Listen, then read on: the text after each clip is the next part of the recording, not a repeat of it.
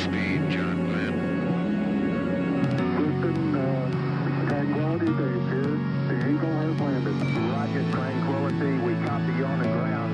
New possibilities are opening up for scientific cooperation between countries. 2, 1, 0. Liftoff. Americans return to space as Discovery clears the tower. Discovery, go and throttle up. Discovery, Roger. Go for deploy. Thanks, June, and to everybody in the shuttle program. The crew is go for launch. Roger. Nice to be in orbit. We have followed in their footsteps to get us where we are today.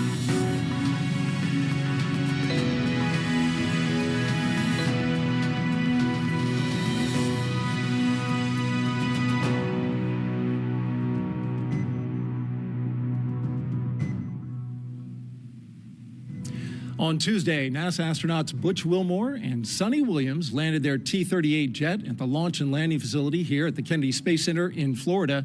The CFT crew returned from Houston, where they were continuing their quarantine after the scrub of the first launch attempt on May 6th. Since then, mission teams worked to resolve various items with the rocket and spacecraft. The crew is now in quarantine at the Neil A. Armstrong Operations and Checkout Building while awaiting Saturday's launch, but not before taking a distanced selfie with some of the folks out there, some Boeing employees out at the old shuttle landing facility. Welcome inside to the TV auditorium here at the Kennedy Space Center. I'm Daryl Nail with NASA. I'll be your moderator for today's pre-launch news conference. The second attempt of NASA and Boeing's crewed flight test of the Starliner spacecraft is scheduled for exactly 12:25 and 40 seconds a.m. Eastern Time on a ULA Atlas V rocket, which just returned to the pad yesterday morning at Space Launch Complex 41. Our panel today, got a fine group. Joining me to answer your questions, starting from my left, our NASA Associate Administrator Jim Free, Steve Stitch, Manager of NASA's Commercial Crew Program, Dana Weigel is here, Manager of NASA's International Space Station Program. New to our panel, NASA astronaut Mike Fink, the backup pilot for CFT and prime crew pilot for Starliner 1, the first rotational flight for NASA and Boeing to the ISS. We also have Mark Nappy, a Boeing Vice President and Program Manager for the Commercial Crew Program. Gary Wentz is the United Launch Alliance Vice President of Government and Commercial Programs. And Mark Berger, CFT Launch Weather Officer with the 45th Weather Squadron based at the Cape Canaveral Space Force Station. And of course, we're joined here in the room by members of the media as well as on the phone. We will take your questions, of course, following a brief opening statement by each of our panelists. And we'll start right now with Jim. Thanks, Daryl. Good afternoon, everybody. Thanks for joining us again for our next attempt to launch the first crewed element of the Boeing Starliner family. We certainly learned a lot more about the system since our first launch attempt on the 6th of May. The teams have, as always, continued to work diligently to ensure that when we do launch this test flight, we're ready to conduct it safely. You've heard all of us on multiple occasions mention that we'll fly when we're ready. The teams have been taking the right steps to conduct the necessary testing and analysis to get us ready, and you'll hear a lot more about that today.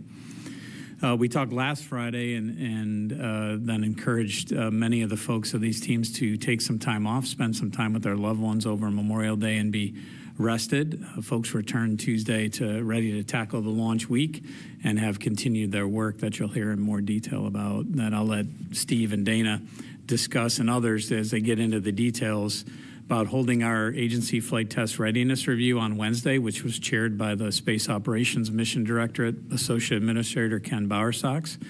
And there the teams brought a number of analyses and go-forward plans to the elements you've heard about, from the valve replacement, the helium leak, and the fault tolerance.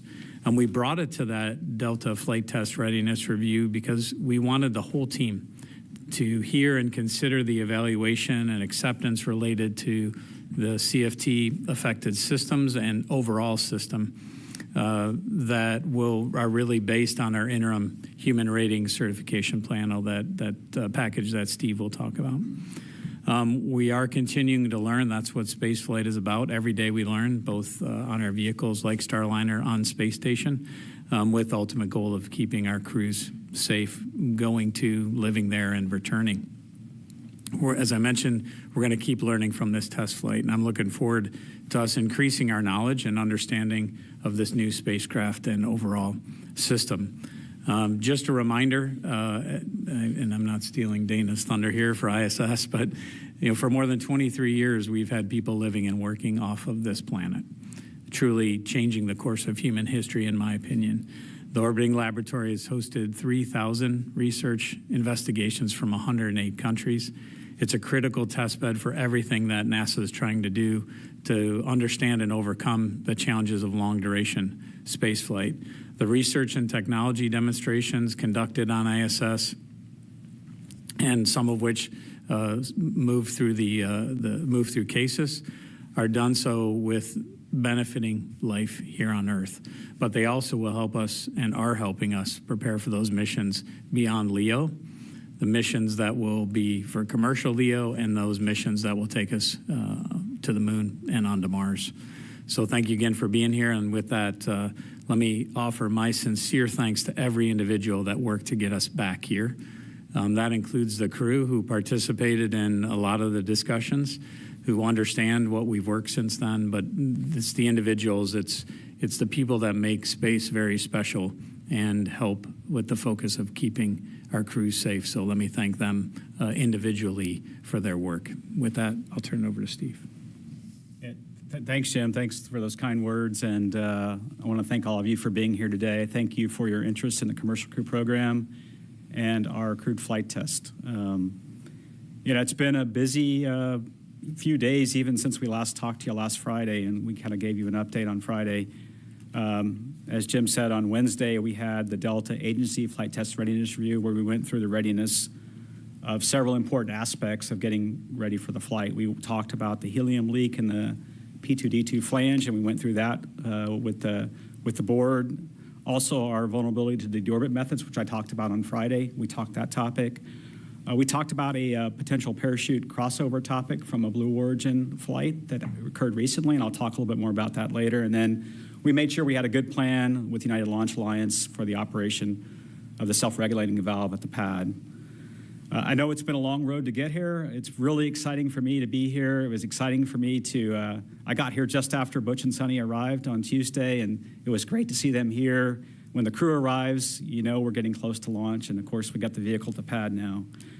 I'm very proud of the teams that have worked very hard over the last 2.5 weeks. As Jim said, we were able to get a little bit of downtime over the long Memorial Day weekend. I could tell when we came back on Tuesday, people were more rested and really ready to go to hit the final phase of operations, getting to launch. As we said, we're on track for the June 1st launch. 12:25 Eastern is the launch time, and we'll dock about 25 and a half hours later at about 1:50 p.m. on Sunday, June 2nd. If we have to scrub for some reason, we have a backup opportunity on Sunday, June 2nd with the launch time of 12:03 Eastern. And then we would stand down for a couple days and have backups on June 5th and June 6th. It's great to all be here on the panel. I would tell you a few things that we worked over the last few days, and Dana will go into more detail. We received some data from SpaceX on a reflector on ISS that showed during some of their Dragon approaches and the port relocate that there was some degradation in the return signal from one of the reflectors. So SpaceX provided some data to us. We took that data and gave it over to Mark and the Boeing team. They ran a few simulations to make sure if that reflector weren't there overall, we could go ahead and dock successfully with the Vesta rendezvous navigation system. So we did that in the interim, and kudos to SpaceX for sharing data with us. I think one of the things I'm starting to see now amongst all these entities that are flying in space is a sharing of data back and forth, which has been incredible. I mentioned Blue Origin had a recent human space flight, a suborbital flight, where they had a parachute that did not fully inflate. Starliner uses some similar components to that parachute system in terms of reefing line and reefing line cutters that cut that parachute system. Blue Origin provided some data from their flight, shared it with the NASA, shared it with SpaceX, shared it with Boeing. we were able to meet and go through the particular components on Starliner, and we made sure we had good separation from that particular parachute that didn't fully inflate. We went through and looked at all the data, and that's good to go fly. And then finally, one of the last things we worked was there was a component on station, and Dana's going to talk more about that needed to be sent up, and we repackaged some cargo on the Starliner and are flying up about 140-pound item for Dana and the space station that really needs it. So we had to manifest some of the cargo on Starliner, and that was done today.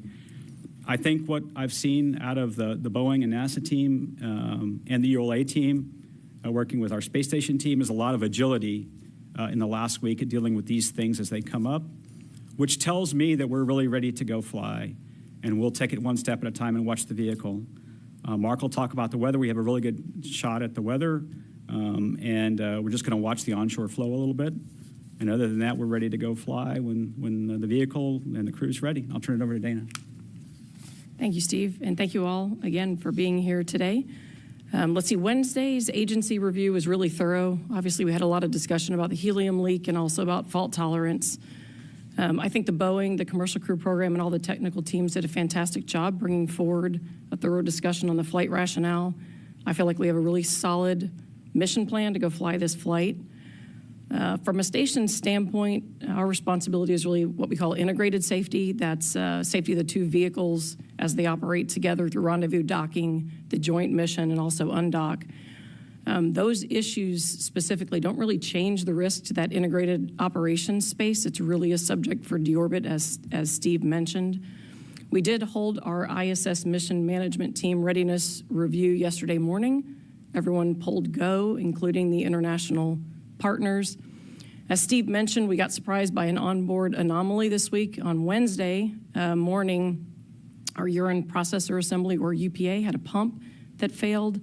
That urine processor takes all of the crew's urine and processes it in the first step of a water recovery system. It then sends it downstream to a water processor, which turns it into drinking water. And so station's really designed to be closed loop and to have the urine processed continually all the way through down to drinking water. And so with that processor failed, we're in a position where we have to store urine on board station. We can do that to a certain extent. We've got bags and tanks that we've got up there for this purpose, but we've got limited inventory. The intent is really to recover and get the equipment going again. In this case, the pump that failed was really expected to run until about the fall timeframe, and we had our next spare manifested on the Northrop Grumman cargo flight that goes up in August. And so it failed a little bit early, which put us in a position where we'd have to store an awful lot of urine.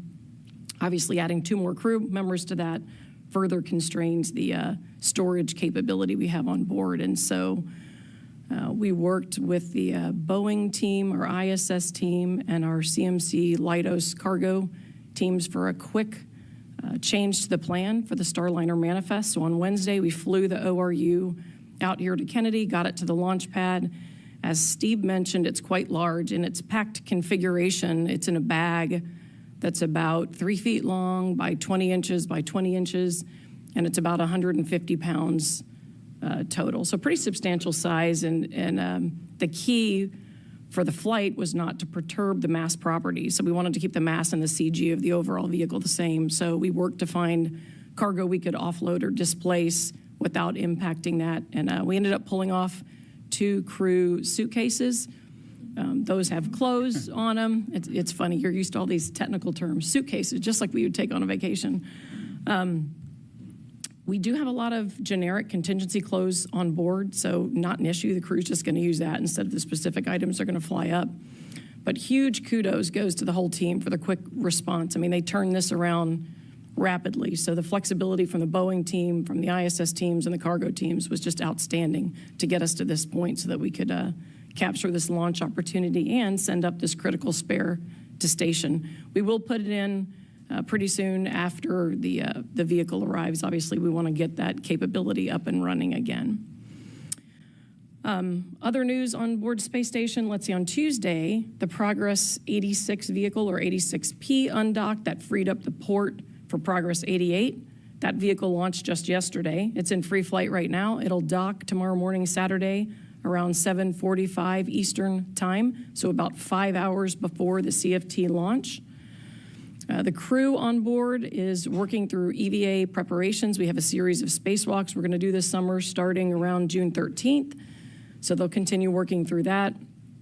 If Butch and Sunny are up there with us during that time frame, we'll still conduct the EVA. We can also move them if we need to for any Starliner critical activities that would have priority over those EVAs. So from a station standpoint, from our crew, from our ground teams, we are ready to go fly this mission, and we're excited that we are on the doorstep of this historic mission. With that, I will hand it to Mike Fink. Good afternoon, everyone. It's good to be back here. Captain Wilmore, Captain Williams, Butch and Sunny, they're veteran astronauts and my dear friends. We've been training together for a long time, and more importantly, though, for this mission, the crew flight test, they're test pilots, and they are looking very forward to getting flight test data that will help continue the certification process for Starliner, so that Starliner 1, 2, 3, and to infinity and beyond can fly and provide services to the International Space Station. And depends on it's up to Boeing, but other missions available out there too. So they're very excited for tomorrow's launch. Butch and Sunny, they haven't seen the capsule since I took them to the launch pad, and then we scrubbed, so it wasn't me. But they haven't seen the capsule since they strapped in on May 6th. So they're actually back in the capsule. They should be there right about now for some comm checks to make sure that all the comm systems are working. They're talking through the TDRS satellites and making sure MCC, the Mission Control Centers in Houston, the Boeing Mission Control Center here in Florida, as well as with the United Launch Alliance. So we're all talking to each other tomorrow. So, but they're also going to take a sneak peek and get reacquainted with the capsule, especially with the new cargo configuration. So that'll just make everything ready, even more ready for tomorrow. I can say that they've been in quarantine for since end of April. They're very excited to go launch soon. But it's been a great process learning more about Starliner along the way. And the more we know about our spacecraft, the safer and more successful we are with our missions. And so Butch and Sunny, I've talked to them, and they have every confidence in our rocket. They have every confidence in our spacecraft and in our operations teams and in our leadership management teams. And they are definitely ready to go. And speaking of our spacecraft, over to Mark Nappy from Boeing. All right, good afternoon, and thanks for joining us. The teams are on station, and they're monitoring the spacecraft as we sit here and talk to you. They reported this morning at 3:30, powered up the vehicle, and have been in a continuous monitoring mode, and will continue to work the launch preps and the launch countdown, leading up until tomorrow morning at 4 a.m. when the launch team will come in and start supporting the mission. So far, there's been no issues that we've been working with the spacecraft, so all's going well. Yesterday, we performed the L-2 briefing, and the purpose of that is to close any open issues and I should say, look at the changes that have happened since the May 6th launch attempt and make sure that we've got those all closed and taken care of. That meeting was successful, and we got a go poll to proceed to launch. Today, there was an L-1 crew briefing. That went well also, and so we are ready to support going down into the launch countdown starting tomorrow at 4 a.m. We look forward to flying this mission. This is a test flight. We know we're going to learn some things. We're going to improve, and that improvement starts with Starliner 1, Mike, for your mission, and it'll be even better than the mission that we're about to fly. So with that, I'll turn it over to Gary.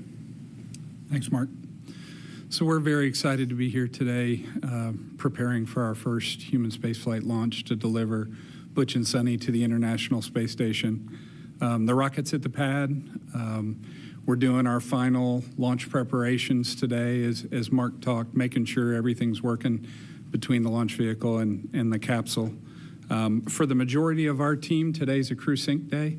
So they're getting set because the team comes in at 1 in the morning to start the launch count to fuel the rocket in support of tomorrow's launch. So everything's going smooth. We're not working any issues, and want to take this opportunity to thank the NASA and Boeing teams for working with us to get through the past couple weeks since May 6th, and looking forward to launch tomorrow. With that, I'll turn it over to Mark Berger, our launch weather officer. Right, thanks, Gary. So we're heading into June, and it's an early afternoon launch attempt. So oftentimes, if you're familiar with Florida weather, that would often mean thunderstorms. So no such concern for tomorrow. Generally, local weather and weather down the ascent corridor over the Atlantic look quite favorable for us. That being said, there is one watch item, and that is the local winds. You may have noticed it's already turning breezy out of there with sort of a stiff onshore flow, and that's what we'll be monitoring for tomorrow as well. So taking a look at the numbers here on the forecast graphic, 90% chance of go weather, again, not considering any rain or thunderstorms, maybe a few clouds, but not anything concerning for us.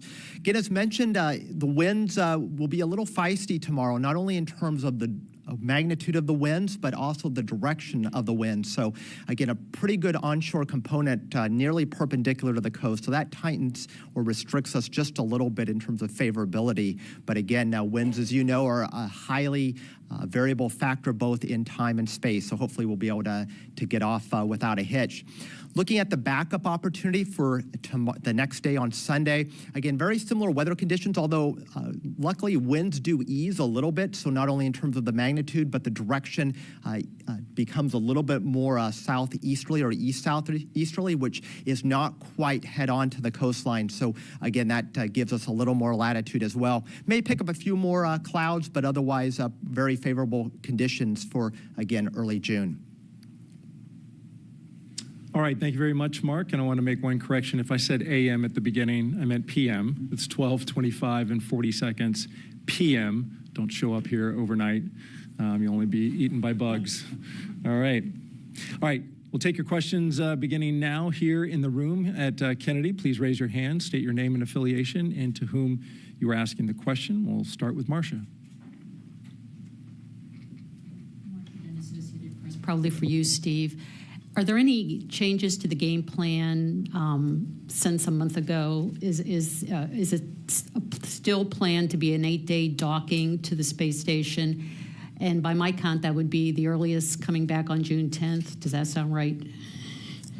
Yeah, right now I'm just looking. I knew you would have that question, Marcia. So right now, the mission's going to be about 8 days long, right, to fulfill all the objectives. We talked about some of the things we want to do, some manual piloting and some habitability. We want to demonstrate the ability to do what we call safe haven, which is the crew get in Starliner in the event. Simulated, there's a problem on ISS. We'll do all that.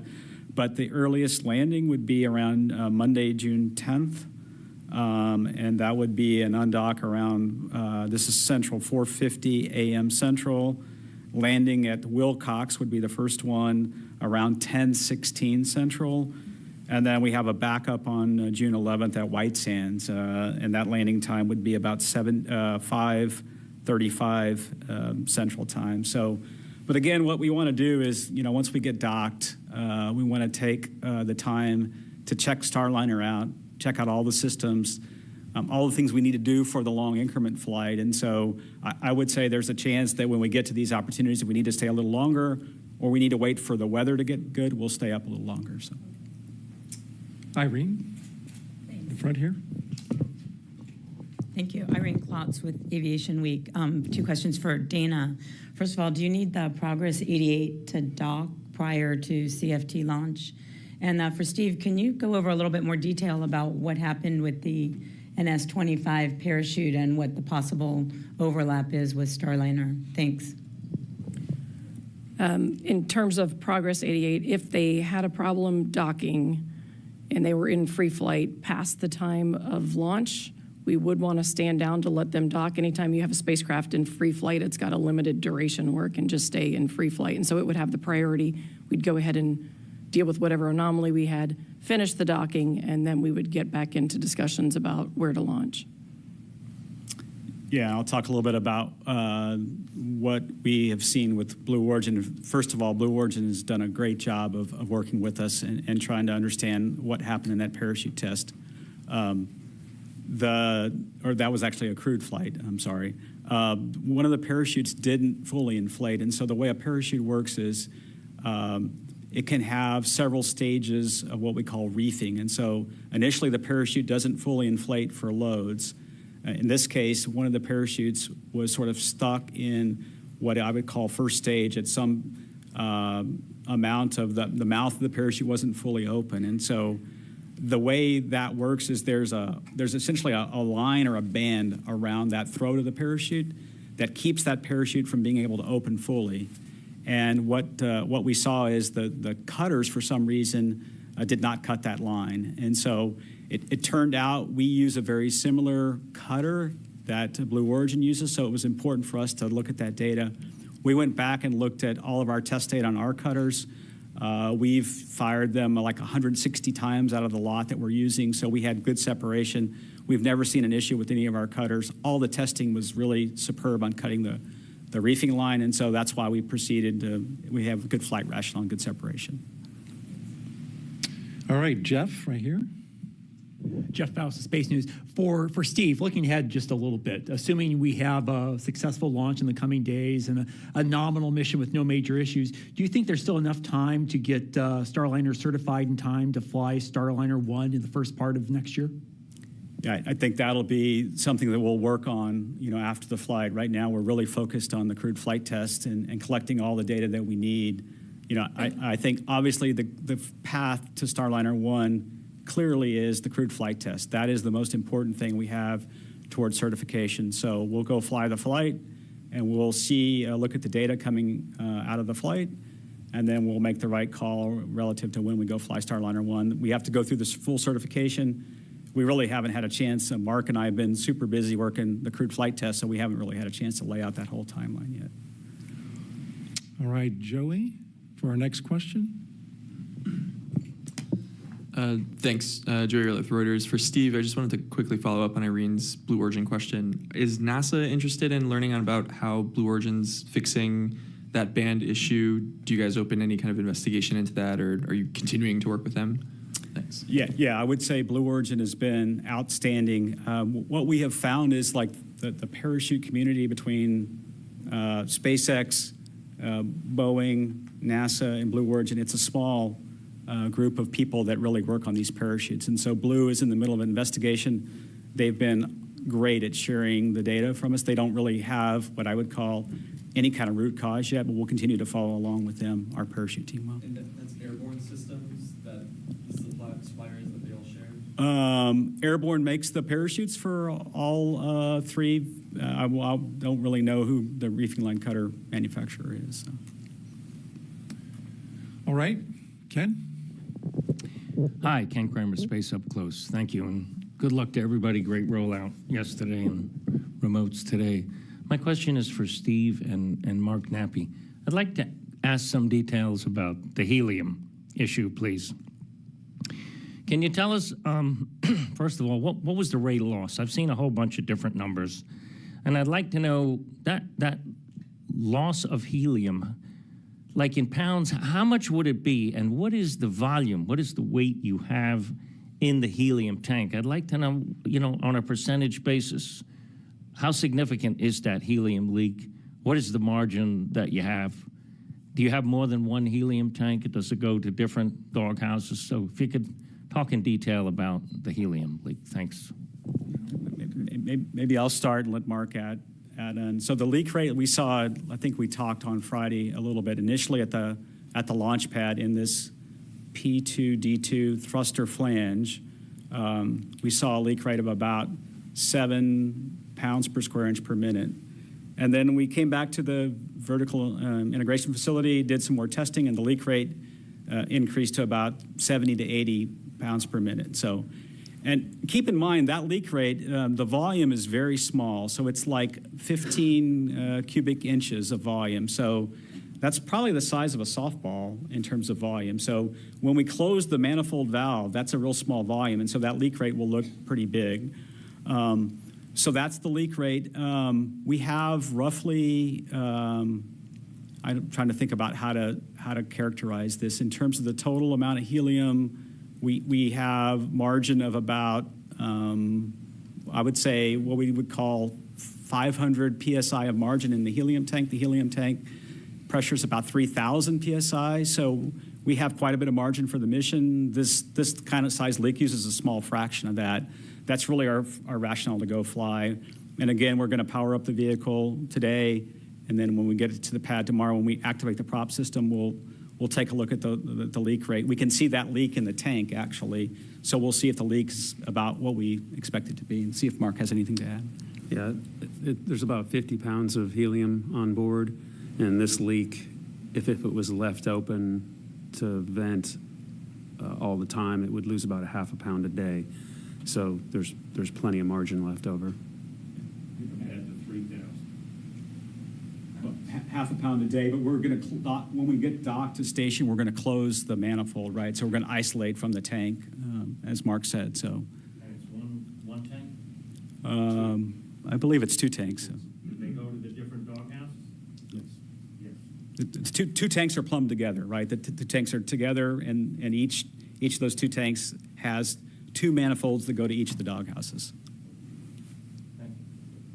All right, let's go to the phone lines, and Bill Harwood is on the line. Yeah, thanks very much, and apologies for not being in the room with you. This is just a quick follow-up on helium, and I realize nobody expects anything like this to actually happen, but when do you pressurize the system for flight? In other words, when would engineers, get a chance to check that leak rate, just to have some context for the countdown? And finally, if the leak rate really did go up for some reason before launch, would the solution be to simply isolate the manifold at launch and go to your RCS-only deorbit scenario, or is there some rate that you just would say, I'm not going to fly? Thanks. That's a lot of what we spent the last week or 10 days working on was all these contingency cases.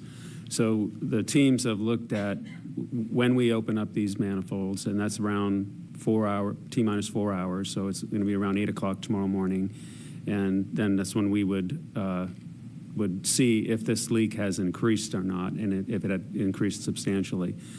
The managing of the system is a lot of what the teams worked on over the last 2 weeks, is to, okay, what if it does increase prior to launch? What's acceptable? What would we do as far as troubleshooting? What would cause us to go back and reevaluate our flight rationale? All of those conditions have been laid out for the launch team. And the same thing for flight. If we have an increase in leak, or if we have additional leaks, what's the criteria for what we would do? Those are all laid out in the flight rules. The teams have all been trained. The crew has been informed, and we're in good shape to fly.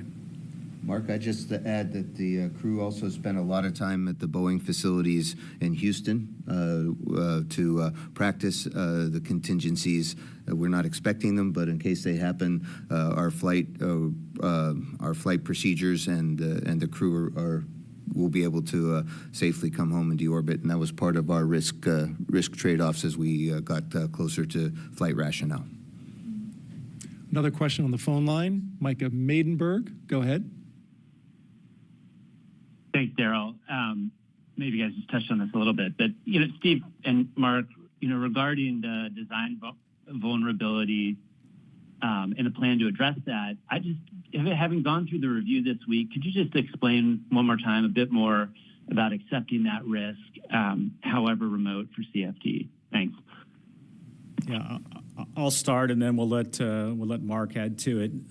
As we talked about on Friday, we have different methods of deorbiting the vehicle. We primarily use what we call the OMAC thrusters to deorbit with, and those are 3 OMACs per doghouse. And we got doghouses all the way around the clock, top, bottom, port, and starboard doghouse.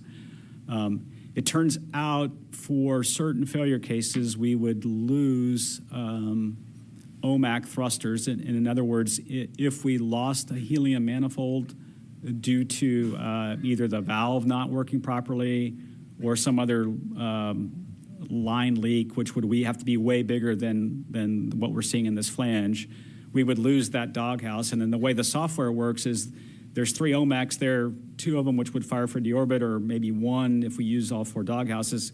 The opposing doghouse, then the software says, I can't fire those OMACs because of asymmetrical thrust. And so it would really require the loss of 2 adjacent doghouses, the helium systems in 2 adjacent doghouses, say the top and port or the top and the starboard, to get into this situation where we need the RCS thrusters. So it's very low probability that that would happen when we looked at the potential failure modes.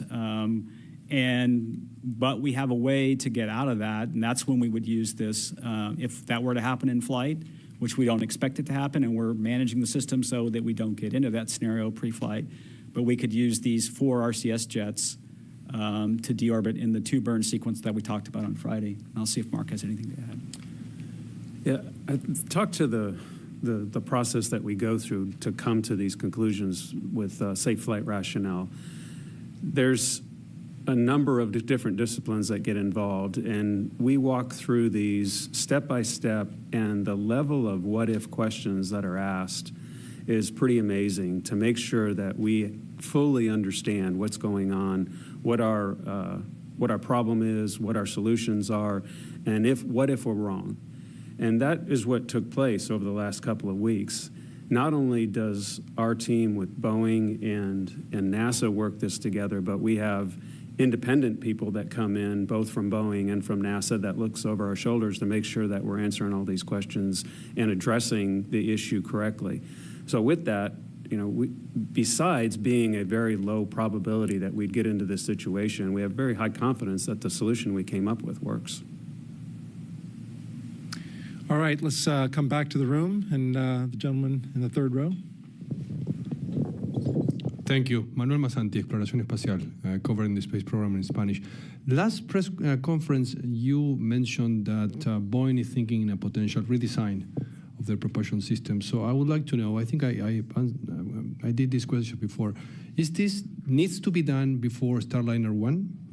If that's the case, how does this affect the certification? Or it could be a potential delay on Starliner 1? Okay. As far as a redesign goes, no, this would not be under the redesign. What I was referring to is that this leak has somehow sneaked its way through the system. What we suspect is that the seal was somehow either damaged during installation, or there was some debris in there that caught up and is not allowing the seal to seal properly. And obviously, we'd like to screen that before we get this far. So what we're doing for Starliner 1 is coming up with a screening technique that we can go apply to all the thrusters that are being built up right now for Starliner 1 to make sure that we don't have this same situation. And then on the system vulnerability with deorbit, we would go look at, is there a way to maybe do a little more testing for those 2 big burns, hot firing the thrusters, or is there a software change that would enable even more thrusters to fire? So. All right, let's go to the phone lines real quick and get Stephen Clark. Stephen, go ahead. Hi, thanks for taking my question. Daryl, Stephen Clark, Ars Technica. Just to follow up on an earlier question about the flight rule for the helium leak. When you pressurize that system at Del minus 4 hours tomorrow, I guess the last time you checked the leak rate, it was 70 to 80 pounds per square inch. What would be the acceptable level of leak rate to press on with the launch tomorrow? Turn to our resident flight director on the panel. Yeah, we could manage about roughly a double the leak rate, and we can manage it in flight. What we'll do is we'll look at once the system is pressurized and open, we will be able to look at how much helium is being used from the tank. We talked about two tanks. Think of them as one tank because they're together. So we'll look at we know what that drop in helium should be per hour in the tank for this size leak. So we'll look at that to make sure it hasn't changed. And then if it has changed, we can go isolate the manifolds and then go take a look at this specific manifold and understand the leak rate there. And we've got criteria in place that says when we'd stop and talk about it or whether we were ready to go fly. So.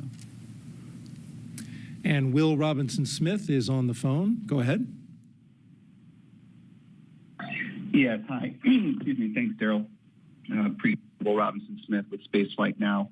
So just to put a button on and follow up on Bill and Stephen's questions. So if there were to be an isolation of the manifold, you would still be able to proceed with launch. Am I understanding that correctly? And is there a specific rate in the leak in which you would, feel more comfortable standing down and taking a deeper look at it? Thanks. Yeah. As I said, so we'll go look at the leak rate, looking at the drop in the tank, right? And so we've got a criteria of about 20 psi per hour. We're looking at before we would isolate manifolds to go at that kind of leak rate. If it's more than that, we would think maybe the leak has changed in our manifold. So we would go look at that. We wouldn't launch with the manifold isolated. Remember, part of the beauty of the Starliner system is it has an incredible abort system.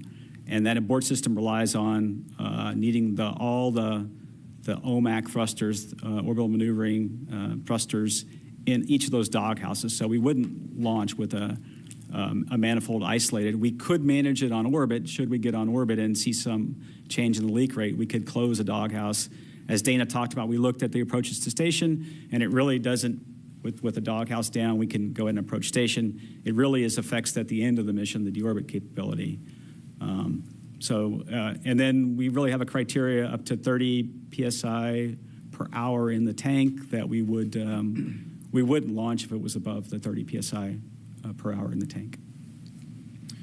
All right, we've got a number of reporters on the phone, so we want to stay there for the moment and pick up Andrea Leinfelder.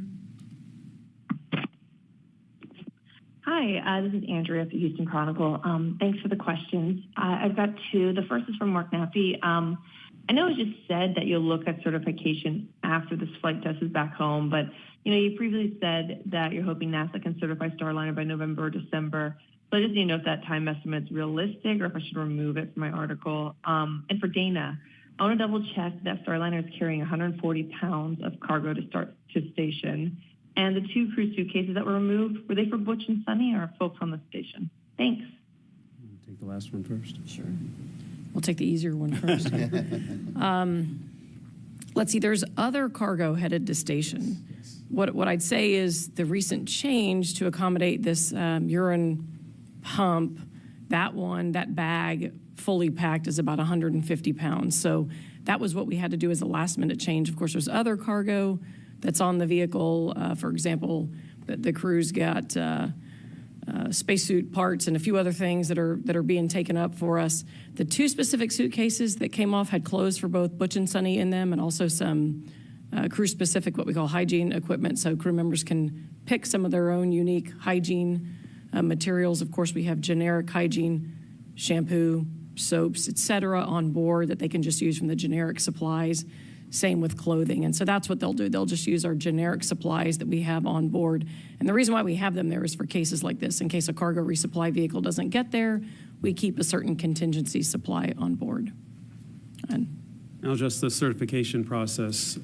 About 80% of the certification process, we know what we have to go do today and have been doing that over the last year. And that plan closes by November to have a certification review with NASA. The 20%, or maybe a little bit less, that's left over is reliant on the mission, on the CFT flight. There are likely going to be some kind of in-flight anomalies or things that data that we need to collect from the CFT flight. We have to download that data and analyze it and understand it, and that's going to be part of what we bring to the certification review, the results of that. So obviously the longer it takes to fly CFT, the shorter that period becomes for us to review that data and make sure that we have reports written and we understand it. So that's the variable. How many in-flight anomalies do we have on CFT, and when do we bring the vehicle back, and do we have enough time to turn that around by November? If we don't, then we will move that review or do partial review. But getting the certification review done as soon as we can is important, regardless of when we fly. All right, back to the room. And Marcia, you're in the front. Marcia Dunn, Associated Press. Two quick questions. Steve, how deep into June can you keep trying if things don't work out in the next week? And for Mike, when the crew is at quarantine in Houston, can they go home, or have they been stuck not seeing their homes since the end of April? How tough has it been, this quarantine for so long? Yeah, we have launch opportunities, as I said, June 1st and 2nd, the 5th and the 6th, and then I think we would have to talk with Gary and ULA. We've got to stand down for a number of days to do some replacements of batteries on the launch vehicle, on the rocket, and then I think we'd have to talk about what the opportunities were after that. So. How long is that? Gary can comment on how long it takes to replace the batteries. So with the magnitude of the batteries we're looking at changing out, it's probably about 10 days. Yeah, so real quick about Butch and Sunny and how tough the quarantine has been. It's so they were able to go back to Houston. We were able to do some training there. We do take the health stabilization program very seriously. We learned a lot, especially we all learned a lot during the COVID. But Butch and Sunny were able to go home a little bit. We have to be careful about maintaining separation with the family. But Barry Wilmore, if you know him, he really likes to sit on his lawnmower and cut his grass. So I think he has the best manicured lawn in his neighborhood. And I know Sunny enjoyed spending some time with her puppies, their dogs, and so they were able to get and that again, keeping the crew motivated and focused on the mission is important. So we were able to manage that with the flight docs, and then so they're back here obviously and ready to go. All right, Irene, here in the front. I'm not sure if this is for Steve or Mark or Mike as well. With the benefit of hindsight, if CFT had launched on May 6th and then the leak was discovered, was the understanding that there would have been an issue for a backup deorbit burn, do you believe that would have been recognized, and was the solution to develop the 4 RCS dual burn, was that obvious, or does it only seem so now after you went through this and not in the heat of needing to get this crew home? Just trying to get a sense of what discovering this before launch sort of provides. Thanks. Yeah, I'll start and then maybe let Mark add. I would say if we would have launched back on May 6th, we would have gotten on orbit and we would have seen this leak after we docked and closed the manifold. We would have seen this small leak. I think we probably would have gone through the system and we might have figured out that we had this vulnerability. It's really hard for me to speculate. I think we would have maybe seen it and figured out this solution that we came up with. I mean, the teams, when we found the leak, it didn't take very long to see that if we started talking about losing dog houses, that we had this vulnerability. So I think we would have understood it pretty well on orbit, and we would have then started looking at what the options were and see if Mark has anything to add. Yeah, I'd be probably a little bit more forward on that. I'm 99.9% sure we would have caught it. As part of this troubleshooting, we built a fault tree that said this is where all the leaks could occur. And as we went through that is where we discovered this fault-tolerant issue. Had this occurred in flight, we would have had an unexplained anomaly coming home. We'd have built that same fault tree, we'd have gone through the same process, and we'd have learned the same thing. So I'm very confident we would have caught this. Just to add 2 sentences, the process of developing the flight procedures and understanding with 8 RCS and 4 RCS, I think it was very similar to what we would have had done anyway. The only difference was that Butch and Sunny were able to be there for the procedure development and for the testing out. Had they been up in space, then their trusty backups and Starliner 1 crew, we would have joined the team and helped with that. So it's we think we would have gotten to a similar, if not the same answer. Okay, back in the front of the room, Joey. Thanks. Question for Steve or Mark. Have you found out anything more about why you think the seal failed and led to the helium leak? Is that something you guys are continuing to be interested in? And then for Mark, if the delay goes beyond Thursday and the rocket has to have its batteries replaced, what on Starliner has to be replaced or replenished, if anything, and how long would that take? Thanks. Start with the seal question. We are staying hungry to find out what exactly happened here. Let's learn as much as we can. So we have some doghouses that we're currently taking apart in the C3PF right now, and we plan on taking those apart and looking at those seals very closely to see if we can see anything that would give us more information about what might be happening inside of this one. So we will continue to look for the root cause and try to build evidence on what it is. We know it's the seal. We just don't know, was it damaged or was there some kind of debris in there with the leading causes? And we'll work to try to determine what that is or what that was. On the, so your second part of the question was on? What needs to be replaced with Starliner if it goes beyond Thursday? So the work we have on Starliner, we do have some limited life items that we would go take care of as well. But it all fits under the window of Gary's flight termination battery systems being changed out. All right, back to the phone lines, and Marina Koren is on the line. Hi, Marina Koren with The Atlantic. This is a question for anyone who knows the answer. What are Butch and Sunny planning to have for breakfast tomorrow before launch? Thanks. I'm supposed to know that answer, but I called them up today, and unfortunately they were headed off to the launch pad, so we don't have that answer. But I will assure you it'll be a delicious breakfast. Okay, we'll take another question on the phone line. Anthony with Spectrum. Hello, thank you for taking our questions today. I'm just trying to, I guess, wrap my head around this, and I'm trying to use it in terms that most people would understand. If this was an airplane and there was a leak like this, I really don't think it would be allowed to take off. So I'm trying to understand why NASA and Boeing says, we have a good backup plan here. We can launch this, but why don't we just play it on the safe side, roll it back, take the Starliner off the rocket, and fix the seal? Thank you. I'll try to answer that, and we'll see what Mark has to add. I mean, I think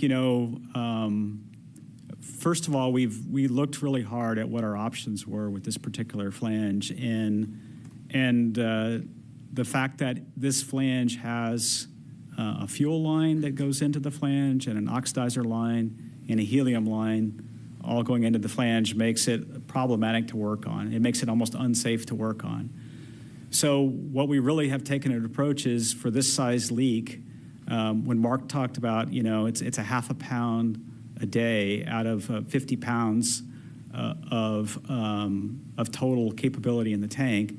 I mean, it's a really, really small leak, and it's well within the margin that we have. And so sometimes for space flight, you plan for contingencies and you design the vehicle to have margin. And in our case, we have margin in the helium tank. And we've looked really hard and worked really hard to understand that margin and to understand maybe the worst cases. And we took the time to go through that data.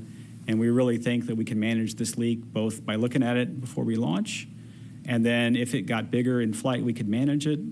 In fact, we could handle, as I said on Friday, a leak that's 100 times worse than this. So in this one flange. So when we looked at all that data, we concluded that the smartest thing to do was to go fly the mission, and we could fly it safely, and we would have the redundancy we needed. And I'll see if Mark has anything to add.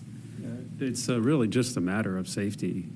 When we looked at this problem, it didn't come down to making trades. It came down to, is it safe or not? And it is safe. And that's why we determined that we could go fly with what we have. All right, another question on the phone. Leo Enright with Irish Television. Go ahead. I think this is for Mike Fink. Just wondering about transatlantic abort. scenarios. I haven't seen any reference to a transatlantic abort zone, so I was wondering what happens. Can you talk us through it? And I'm assuming that this would be a water landing, and they're not going to parachute onto Shannon Airport. No, we would not be landing in Shannon Airport. There is a period of time over the North Atlantic Ocean, a spot over the North Atlantic Ocean. It's called the North Atlantic Exclusion Zone that we don't want to land because the water is always cold and wavy and dangerous. So Starliner, along with the dual-engine Centaur, has the capability of, once it gets near this exclusion zone, to head back towards Canada, and it flies kind of a burn, points towards Canada and flies back, and we call that a St. John's abort. And then if that's not going to work, we can continue the flight or continue, and we fly outside of onto the Irish coast in the water at a specific point. There's a guided entry sequence, and it'll take us close to Shannon, Ireland, right off the coast, and then hopefully, and we're counting on you for the Irish Coast Guard to pick up my crewmates, and then we'll get them back to the U.S. Another question on the phone, Tim Fernholtz. Go ahead. Hi there. Thank you for taking my question. This one is for Mike. I was just curious for my readers if you could share the perspective of the astronaut office in the last week, going through the analysis here and coming up to this flight rationale. What is your perspective on it? And I was also curious what it's like for an astronaut to fly in a vehicle that has a deviance like this. I was curious if that had happened in your own career. Thank you. Yes, so from an astronaut perspective, one thing that I'd like to say is that, and we mentioned it here, the NASA Commercial Crew Program Office, as well as the Boeing Company, have included us and Butch and Sunny and their representatives and all of our Flight Operations Directorate, and we're part of the team. We know what's going on. We understand the discussions and the risks that are being talked about for being mitigated. Butch and Sunny especially have a very strong voice that if they were concerned about something, we would send it up through our chain to the chief astronaut, who would take it forward. I think if you ask Butch and Sunny directly, and I can answer for them, that they feel very comfortable and confident that we've chosen a good path forward. And as flight testers and as engineers, this is something that we know. It's giving, I don't say birth to a new spacecraft, that's a little dramatic, but when you have a new spacecraft, you need to learn all about it. And this has been a great exercise in understanding about all the nuances of a new spacecraft, as well as what are we going to do about it? How do we work together as a team? And this is a really good example of finding a tricky problem and coming up with solutions, answering a lot of what ifs, and looking forward to saying, all right, how do we make sure this doesn't happen again? And all of those pieces are in place.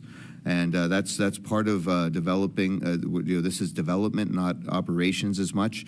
And we see those same kind of things in airplane programs I've been involved with, as well as first times we got to the International Space Station. I remember I was there for that, and we were learning how things operated, and we learned what pieces were going to fail sooner than later, and we know our space station really well now.